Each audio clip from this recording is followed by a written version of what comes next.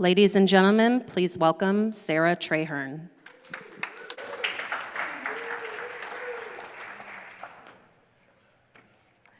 Good morning. I'm Sarah Traherne, CEO of the Country Music Association. Thank you for joining us for one of my favorite moments of the whole year, as we reveal the newest class to be inducted into the Country Music Hall of Fame. I'm always filled with admiration and excitement as we stand here in the historic Hall of Fame rotunda. The heart and history of country music is represented by the names and faces that adorn the plaques all around us. And today we honor 3 more deserving individuals with the highest honor in country music. Inductees will be announced today in 3 categories: the Songwriter Rotating category, the Modern Era Artist category, and the Veterans Era Artist category. At CMA, we're fortunate to celebrate excellence within country music throughout the whole year, but this event is extra special because of what it represents. Each of the inductees have left an enduring mark on our business, our genre, and our musical community, further proving how worthy they are of this honor. These inductees will join 152 other country music greats who've been welcomed into the unbroken circle that is the Country Music Hall of Fame. And certainly while the circle remains unbroken, I'd be remiss if I didn't acknowledge those we've lost this year: Jeff Cook, Jerry Lee Lewis, Loretta Lynn, as well as beloved Hall of Fame staff members Peter Cooper and Liz Thiels. Please join me in a moment of silence to remember those we've lost.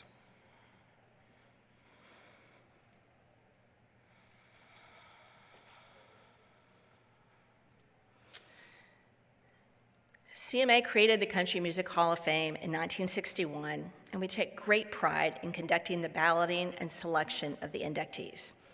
We're honored to welcome our guests here to the Rotunda, as well as our country music community joining via Livestream today to celebrate 3 extraordinary individuals. I'd also like to extend a special thanks to Kyle Young and the museum staff for their continued efforts to amplify and preserve country music's storied history. We're forever grateful for your ongoing support and partnership. And now I'd like to welcome Kyle to share a few remarks.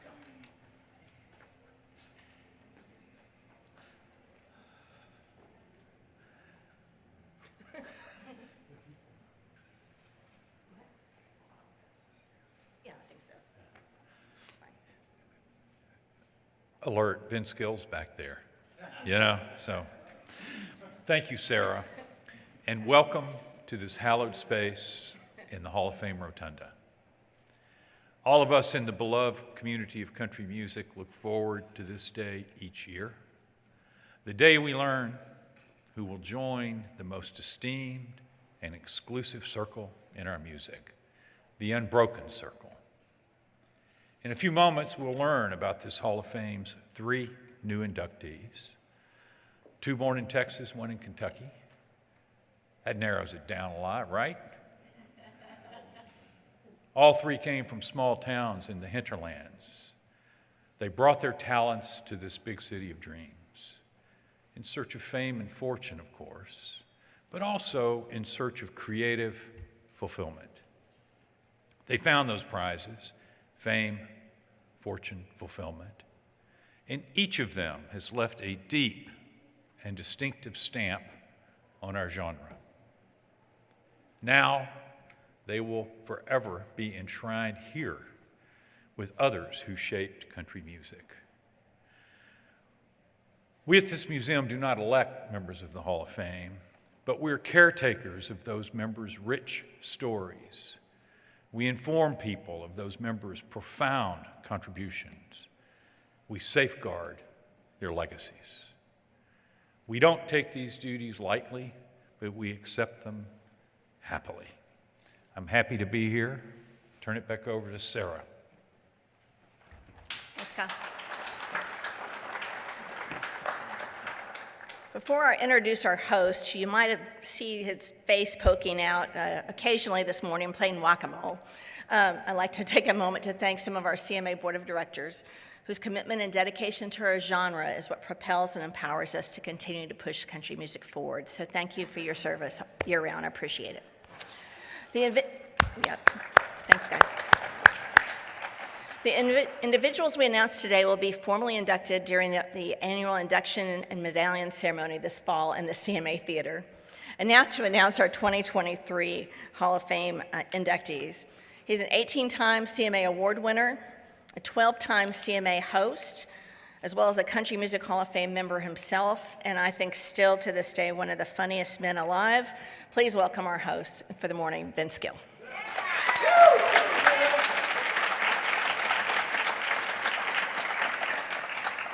Thank you, Sarah, or as I like to say, the best you could get for free on a Monday. How's everybody this morning? It's a sweet morning to be here. We've had probably one of the worst weeks we've ever had in the history of this city.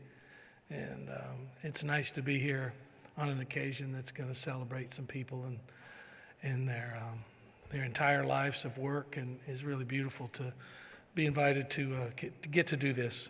It's special in a way that you can't even describe. Words won't even do it. And so thanks for joining us today. We're glad you're here, and I get to now tell you who the newest inductees are going to be. And today we have the honor of celebrating 3 individuals who have reached the ultimate achievement in country music. Each has a unique impact that spans decades, and they have helped build the soundtrack of this genre for audiences all over the world, touching hearts and forging a path forward for future generations. I haven't read a teleprompter in 20 years. I am so screwed. So without further ado, we're going to begin with the songwriter category. And there's only a handful of songwriters from Nashville that get to have their name on their own brand of song. This guy is arguably one of the best ever, and has an amazing track record of success.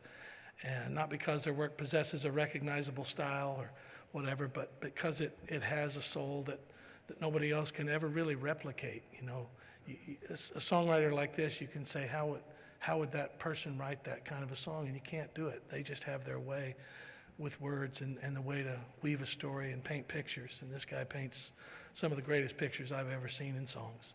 And for nearly 30 years, he graced country music with songs of rich imagery, a deep empathy for their characters, and a literary sensibility that set him apart from his peers. Born in Walden, Texas, he grew up in the Gulf Coast region of the Lone Star State, where he began taking viola lessons in the 4th grade and started playing guitar at about 14. He eventually joined the Navy, and then after his discharge, it was honorable, I'm told, he headed to Nashville. And there he would learn to love country music before he could learn to write it. And he recorded one album as an artist with Jack Clements back in 1972, but soon realized he didn't really want to be a performer. So he focused on writing songs for other people, and then the floodgates opened. One week in February of 1985, his songwriting credits were on 4 of the top 8 records in the Hot Country Songs chart. The NSAI gave him the Songwriter of the Year that year. 3 years later, to the month, he had Alabama's Song of the South was a #1 record. The following week, it was Dan Seal's Big Wheels in the Moonlight, which he co-wrote with Dan. And then he took home the NSAI Songwriter of the Year award that year, too. He kept office hours on Music Row, one of the first songwriters to ever do that. And you can find his songs on 217 yellow legal pads that now reside here at our Country Music Hall of Fame and Museum. If country songwriters had to pick one of their own to represent the bridge between the traditional and the modern styles and sensibilities, they would probably turn to this inductee. Ed Morris once wrote in Music Row in 1985, the year that the NSAI inducted him into the Songwriters Hall of Fame. You know who I'm talking about, the legendary Bob McDill.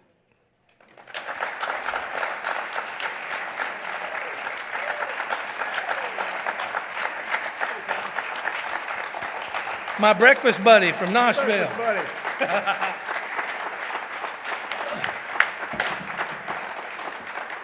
Thank you so much.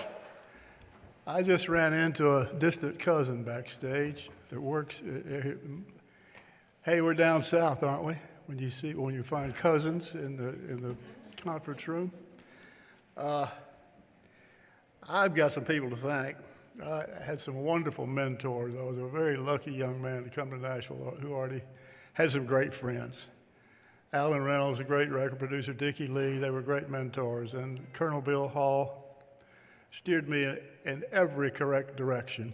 His His mantra to all the writers was, work hard and save your money. Thank you, Bill. I am honored to join a handful of legendary songwriters who are in this Hall of Fame. And thank you all, CMA Hall of Fame and the voters, for looking beyond the spotlight and the glitter and seeing people like songwriters who are not famous. Cindy Walker, Chris Christopherson, Boudleaux and Felice Bryant, Roger Miller, legends and people that I am so happy to stand next to.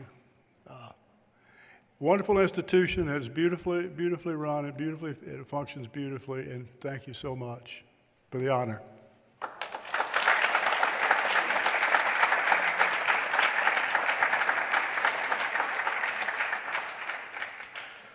Congratulations, Bob. Most deserving. He has a song that I've carried in my back pocket for 40 years that I adore. It's called The Last Dance, The Old Texas Moon. Do yourself a favor. Go listen to that song. Bobby Bear did a version of it, and I have a version of me playing it. It's on a Rodney Crowell record of some sort that it got released during COVID, and that song has just been one of the greatest songs I've ever known. And every time I'd see Bob, he goes, yeah, I know, you like my song. Why don't you cut it? All right, now on to our next category, the Modern Era Artist Inductee. This inductee has said that she liked to imagine herself as a combination of Linda Ronstadt, Loretta Lynn, Ralph Stanley, and Molly O'Day. Singers who felt equally comfortable singing rock-edged roots music, straightforward traditional country, or high lonesome mountain music. Born in Pikeville, Kentucky, she was the youngest daughter of 7 children. When she was a teenager, she and her brother Roger traveled to Nashville, going to Music Row, hoping to play some of her songs for the Wilburn Brothers. And not immediately, but eventually, she connected with the Wilburns, and she joined them on tour at age 16, and then signed with Surefire Music Publishing Company. Eager to sign a record deal, in 1985, she recorded a 5-song demo that her brother took to Tony Brown at MCA Records. And with the support of Tony and this inductee's future husband, Emery Gordy Jr., she was signed to MCA. She kept an alternate spelling of her first husband's surname for her MCA debut. And her debut album featured a cover of the George Jones classic, If My Heart Had Windows, that reached the top 10 in 1988. Quickly, she was a regular presence near the top of the charts, releasing 34 top 40 singles between 1988 and 2003. The Opry welcomed her as a member in 1988, while the first of her 5 Billboard #1 singles came with Timber, I'm Falling in Love, in 1989.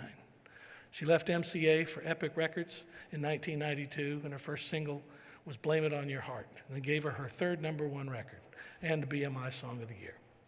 You Don't Even Know Who I Am was another #1 and one of 4 top 10 singles from her album When Fallen Angels Fly, which won CMA's Album of the Year award in 1995, making her the first woman to take that category in more than a decade. In '96, she was awarded the Female Vocalist of the Year. Then she won a CMA Vocal Event of the Year award in '98 for You Don't Seem to Miss Me with George Jones. That was her 2nd win with George in that category. She took home the Vocal Event of Award of the Year in 1999 with My Kind of Woman, My Kind of Man, a song that I had the honor of collaborating with her on. And she made a shift in 2001 with the release of Mountain Soul. It was an album that found her exploring more of her Kentucky Appalachian roots, and she took home a Grammy for that record, Mountain Soul 2, in 2011. No matter the song, no matter the style, this inductee approaches her music with such transparent honesty that it once prompted Time magazine to proclaim that she sings the truth and serves it up raw. And you know I'm talking about the one and only Patty Loveless.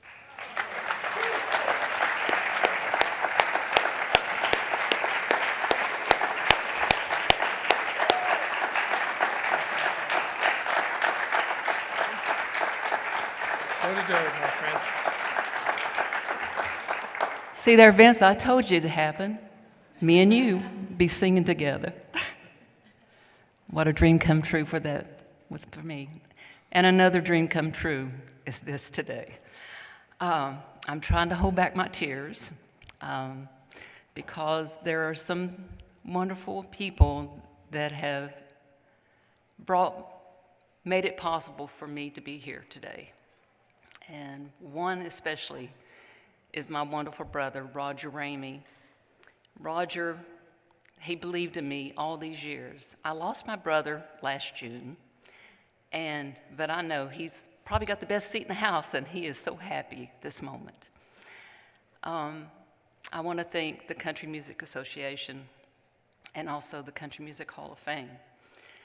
I remember in '71 that when they were in another location, the Hall of Fame was, I remember as a young girl walking through the hall, and now I see so many other bronze hanging on the wall.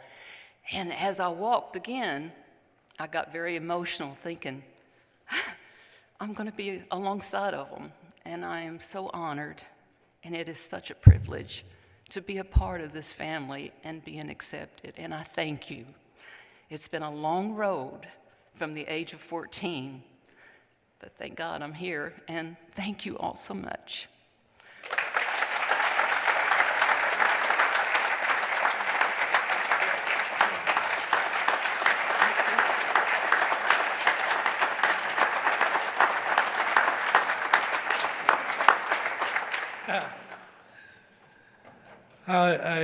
I vaguely remember the first time I met Patty Loveless. I was at my third fanfare. I'd never heard of such a thing called fanfare. And I moved to Nashville in 1983 with a record deal, and away we went. We having to go to this thing called fanfare, and it's a sweat fest. And it was just like, it was hysterical. And that young kid right there, it was my second or third fanfare. She came up, was in the autograph line.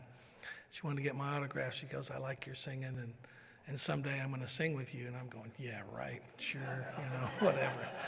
And turned out to be about the best partner I ever had.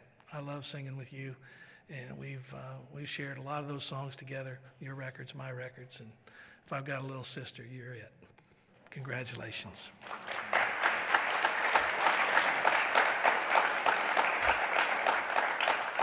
Now we're going to continue in our final inductee in the Veterans Era Artist category.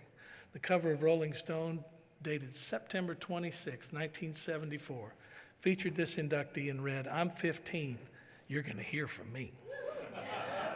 By the time that that rock and roll magazine hit newsstands, country music fans had already heard enough from this kid from Seminole, Texas, to know they liked what they heard. And she was already an established country act with 3 #1 singles to her credit. And eventually she would place 41 singles in the top 10 of Billboard's Hot Country Singles charts, including 10 chart toppers. She would earn a dozen gold and platinum albums. And as one of country music's most expressive voices, nearly 50 years later, this inductee still has plenty to say. She spent her formative years traipsing around the Southwest, and Billy Sherrill signed her back in 1972 and was in the studio, and even at 13, she had a good bit of grit with her. They said that she walked in and said, well, I know my part, boys. Do you know yours? And that was the session that gave us her first top 10 single with Delta Dawn. And she came through country music like a tornado, man, a wild child persona that she's done a good job of living up to. And I'm glad she has. I'm crazy about her. She signed with Capitol Records in the mid-'80s and gave her another string of hits, Just Another Love, #1 record. Followed it up with I Won't Take Less Than Your Love with Paul Davis and Paul Overstreet. If It Don't Come Easy, Strong Enough to Bend. In 1991, she won a CMA Award for Female Vocalist of the Year, and also watched herself win that award from the delivery room where she was giving birth to the second of her 3 children. That's a good way to get out of an award show. I should have tried that.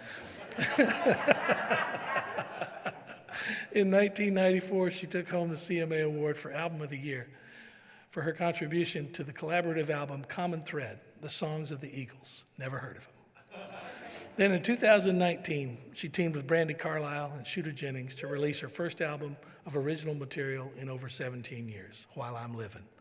The album returned her to the spotlight, earning her first Grammy Awards of her career for Best Country Album as well as Best Country Song for Bring My Flowers Now. which she wrote with Brandi Carlile, Tim Hanseroth, and Phil Hanseroth. She, of course, might counter that she never left. We know she didn't. But now she's going to be a member of the Country Music Hall of Fame. And Tanya Tucker is about as good as it gets. So grateful. Miss Tanya Tucker.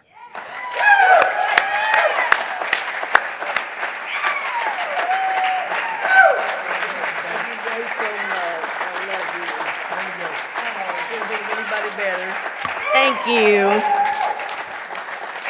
Thank y'all so much. When my mouth was so dry, I said, man, I'm so nervous, so I'm sucking on a cough drop right now.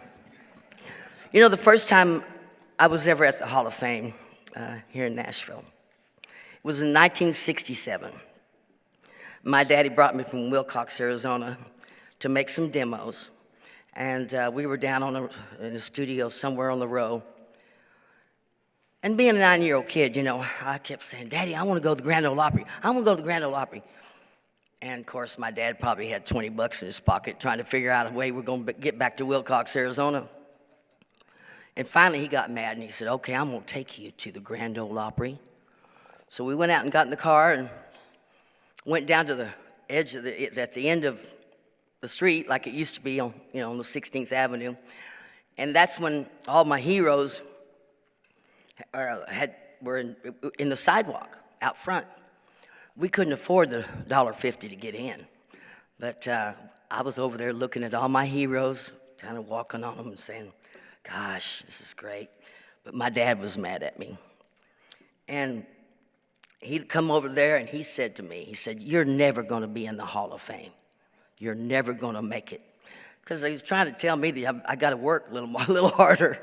And I remember that so well, and I kind of just figured that's the way it was going to be, because my daddy was always right. Well, he took me to the Grand Ole Opry, too, and, well, he said, now, wouldn't you rather be up there doing it instead of sitting down here watching it? So I made a lot of decisions when I was a kid. I want to thank my dad. My dad was the reason I'm here to do anything. He was my first believer. But my second believer was Billy Sherrill. He was a little left of center, and thank God he was, because I don't think anybody else would have listened to me at 13. They brought me in a record that was already a 45. They played the 45 of Happiest Girl in the Whole USA. And everybody, Gallico and everybody looked over. Billy said, what do you think, kid? And I said, well, I think it's a great song, but it's not my song. And they scratching their head and they walking out of there, and Billy scotch in one hand and Winston in the other, and his feet up on the desk. He said, you heard her, boys. So they walked out thinking, man, he's lost it. He's listening to a kid now. And then he put on an Alex Harvey guitar vocal of Delta Dawn. And when that song was done, I said, that's my song, Billy. So we went in and recorded it the next morning. And it was amazing. I thought it was going to be real pretty in them studios, like a little glamorous. I walked in, Studio B, and there's Coke stains on the floor and music stands just knocked over. It didn't look anything like I thought it would look like. But later on, I appreciated it, because there was Pig Robbins on piano and Pete Drake playing a steel guitar, Billy Sanford on guitar and Strzelecki on bass, and Tommy Alsop on 5-string bass, and Charlie McCoy. And, of course, the Nashville edition and the Jordanaires. It was live. I didn't get any headphones. Billy never would let me have a pair of headphones. He said, I want to keep you honest. So he put 2 monitors on each side of my head, and I was looking at and thank God for Herschel Wigington, because he was showing me meter. I thought it was something he stuck a nickel in, And it was just, I think about that today and think, when I hear that song, I think, how did I do that? It was like it's another person. I don't think I could have done it now. It was just, it was a time when it was almost like everything was already written for me. And that was a special time. But Billy listened to me. He always did. And I thank him for that. And the other guy I got to thank is Jerry Crutchfield, Because my dad made this big deal for me to leave Columbia and go to MCA, well, they didn't know what to do with me when they got me. So they asked me what kind of producer would I like to have. Well, I didn't know what a producer did. I still don't know sometimes. But I didn't know any producers. But I said, I'll tell you what, that guy that produced Please Come to Boston, I'd like that guy to produce me. And that was Jerry Crutchfield. So when I got with Jerry, 13 albums we did together. And in my opinion, Jerry did some of the best music and the best records ever on me. And plus, I loved him dearly. And I miss him dearly. So those three guys were very important to me. But these kinds of things, it's not just me. There's so many people that deserve to come up here and be honored just as well. They worked just as hard or maybe harder than I did. But I thank all of them.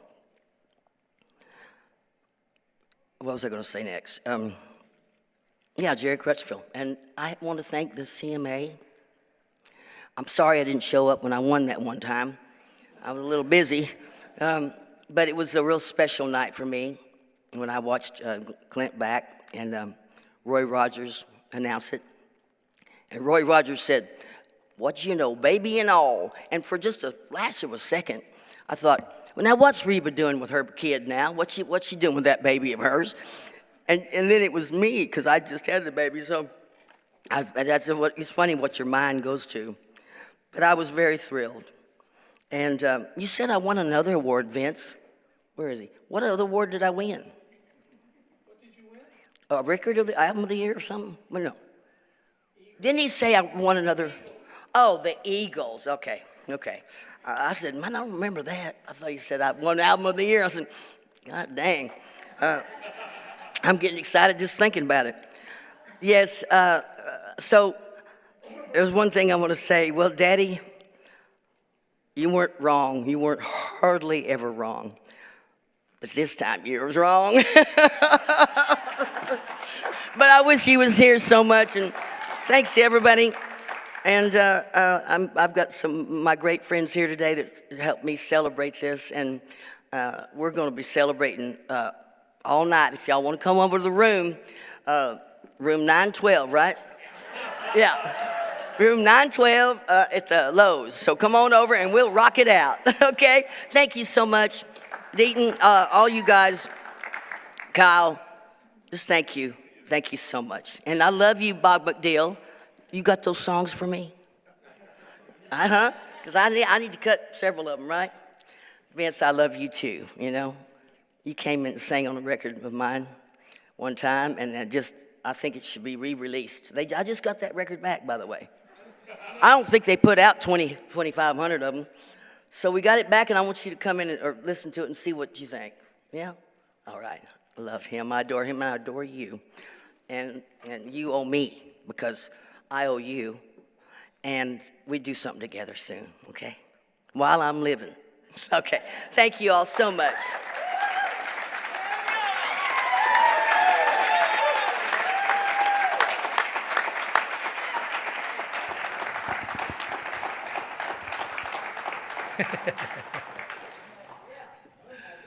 I remember that session, Tanya. He said, "Oh, that's great having a baby and all that stuff." Okay, but you weren't there. Okay.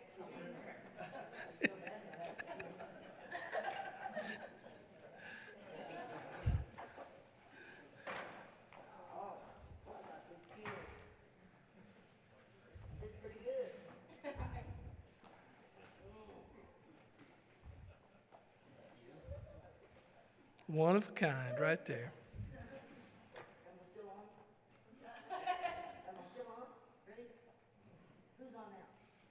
It's all good. Well, whatever you want. I know. You're a blast. You make it fun. You make life fun. That's what I like. I remember that session I did with you all those years ago. I don't know if you know. Yeah, I remember that. Yeah. And the check bounced. I'm kidding.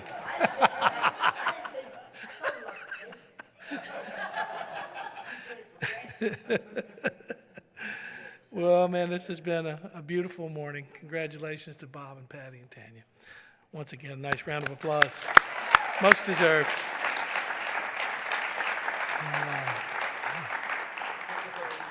Congratulations to all of you, your families, your colleagues. You know, none of us do this alone. It takes a village. Truer words were never spoken. And grateful for the friendships, grateful for the collaborations, all those things. They matter, you know, and they matter more than the hit records. You know, it's the relationships you make, those friends that you make, and the things you get to share. Well, that's true. You love to show them where to bury that.